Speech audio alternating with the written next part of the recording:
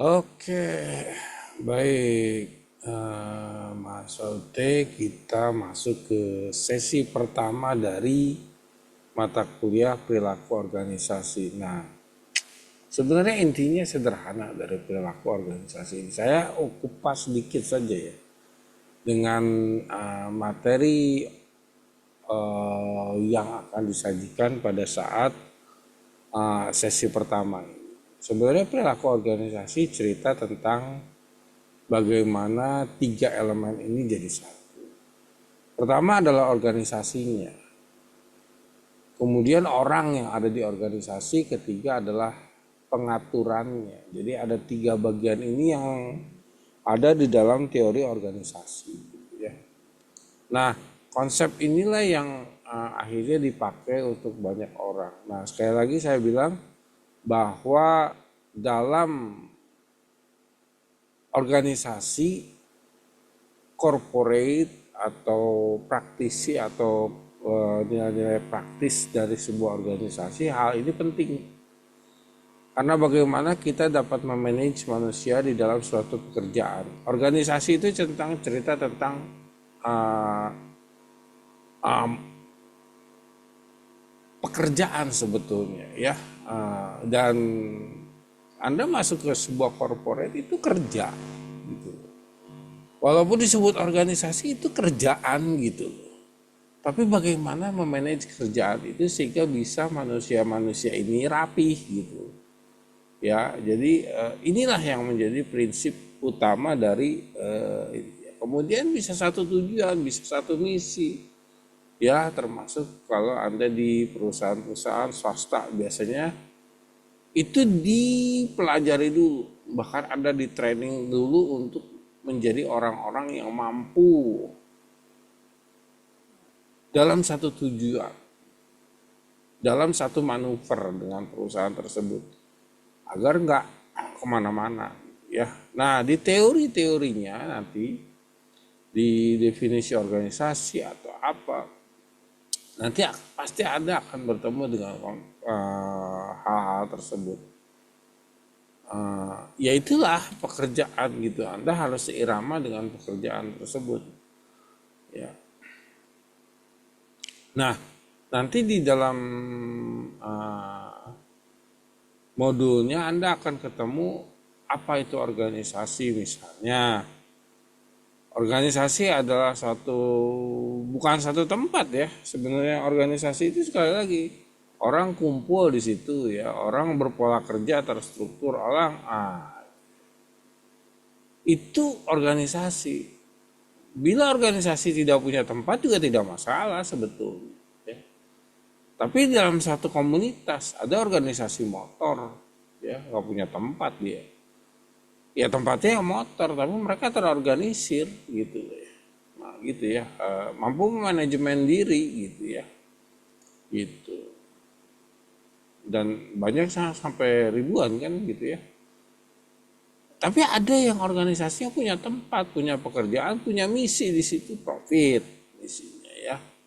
Itu salah satunya. Ya, jadi harus ada di situ tujuannya gitu ya. Tujuan yang dicapai juga sama. Seperti Anda masuk ke suatu organisasi kelompok motor atau kelompok apa, organisasi non-profit.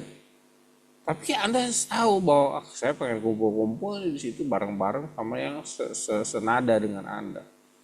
Di dalam sebuah perusahaan juga jangan salah ketika Anda mencoba masuk ke situ, ya Anda harus seirama dengan mereka. Bahkan Anda harus belajar seirama dengan mereka walaupun mereka tidak tahu. Ya, jadi Anda mempelajari dulu gitu motif kerjanya apa gitu. Nah, itu organisasi. Jangan sampai hilang gitu, ya. Oke, yang kedua adalah bagaimana kita berbicara tentang bagian-bagian organisasi. Nah, ini yang penting dalam sebuah perusahaan. Kalau Anda punya struktur organisasi, tidak semuanya sama. Kerjaan Anda tidak sama, tidak identik. Gitu. Gimana mau identik? Yang satu adalah profesional bidang keuangan atau administrasi, satu lagi bidang komputer, satu lagi bidang gudang atau manajemen atau apa. Jadi dalam sebuah perusahaan nggak satu sama gitu ya. Jadi Anda harus punya keahlian khusus, spesialisasi gitu ya. Kemudian di dalam spesialisasi itu Anda punya standar kerja kan gitu ya. Standar kerja ini tergantung dari perusahaan atau Anda yang mau gitu ya. Spesialisasi, Anda harus punya spesialisasi, tapi spesialisasi itu menguntungkan perusahaan, bekerja untuk perusahaan tersebut gitu ya. Jadi ya gitu. Jadi ketika Anda masuk ke dalam sebuah perusahaan ya harus ada itu gitu ya. Jangan berharap bahwa Anda punya spesialisasi semaunya, enggak. Anda bekerja untuk dengan keahlian Anda untuk memajukan perusahaan tersebut, untuk membuat dia profit, untuk menjaga perusahaan tersebut ya. Dengan cara Anda, dengan profesionalisme Anda, dengan berbagai model yang Anda punya gitu. Kompleksitas organisasi juga menentukan. Semakin besar organisasinya, semakin banyak tim ahlinya harusnya ada di situ gitu. Dan beda-beda ilmu gitu. Gak usah disamain antara ilmu Anda dengan tim ahli gitu ya. Nah gitu kira-kira ya. Kemudian di dalam modulnya Anda akan ketemu juga dengan berbagai hal tentang nanti berbicara tentang jadi gini, kalau dalam sebuah perusahaan ada macam-macam ya. Kalau teori mikro itu teori yang tadi yang saya bilang gitu. Mikro itu teori yang tadi saya bilang bahwa kamu ngurusin perusahaan. Tapi perusahaan itu punya strategi perusahaan untuk bersaing dengan perusahaan-perusahaan lain. Nah ini yang harus diikuti. Nah ini tujuannya sebuah perusahaan gitu. Kenapa Anda harus bekerja keras di dalam sebuah perusahaan? Anda bersaing dengan perusahaan lain. Anda berstrategi di situ. Ya, dengan kemampuan Anda tuh Anda berstrategi. Kemudian bagian-bagian apa yang itu? Terutama bagian teknologi ya.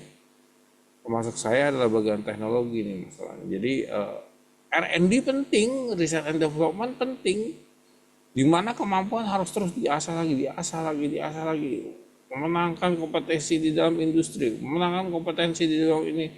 Supaya apa? Supaya perusahaan tetap bisa bergerak. Demikian juga industri sekarang. Industri udah begitu hebat ya. Begitu hebat. Saya tidak bisa cerita industri terlalu hebat ya.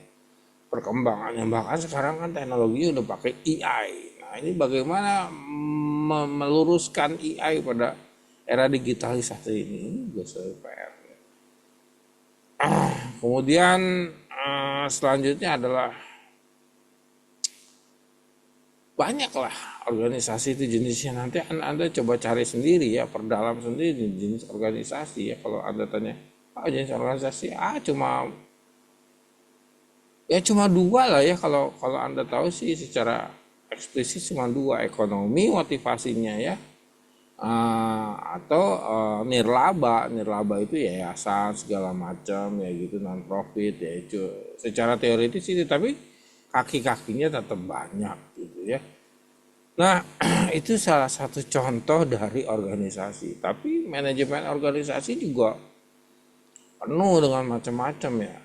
Oh ya, satu lagi, kalau misalkan Anda sebagai orang-orang milenial gitu ya, Anda bicara tentang apa di milenial? Bicara tentang capital. Capital itu nggak usah beli perusahaan, sekarang nggak usah punya perusahaan, sekarang katanya bisa dibeli lewat saham.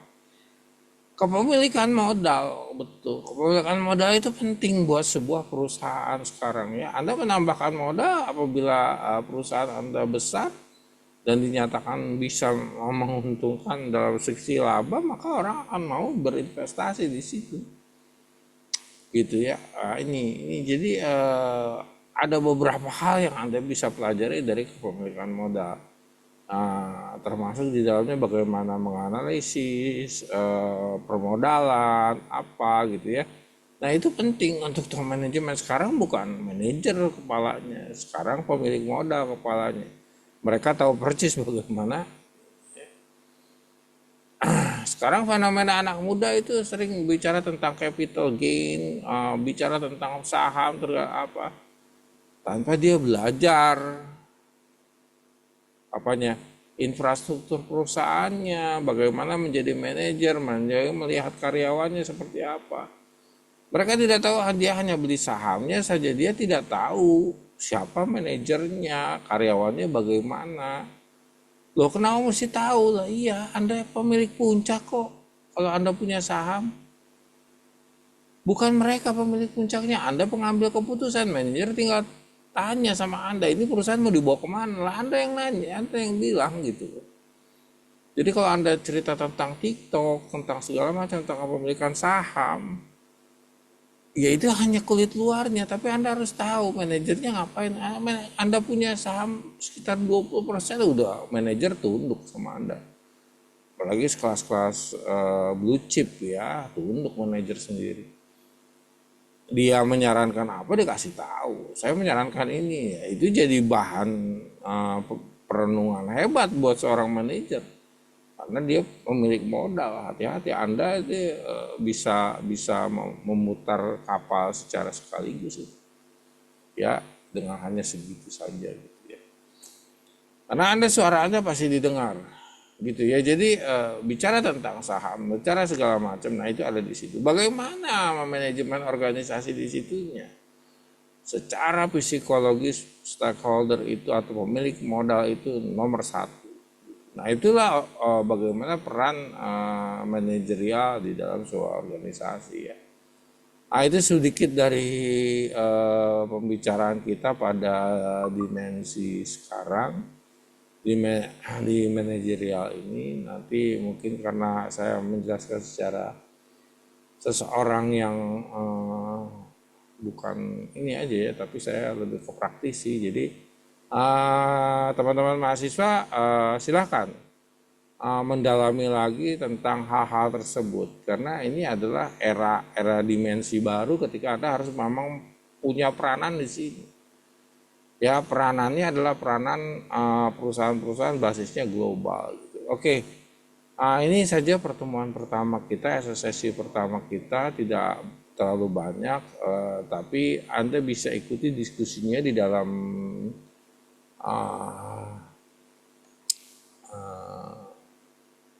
e-learningnya ya, jangan lupa isi diskusinya. Oke, segitu saja. Tetap sehat, be smart, tetap menjadi pintar dan sukses selalu untuk Anda.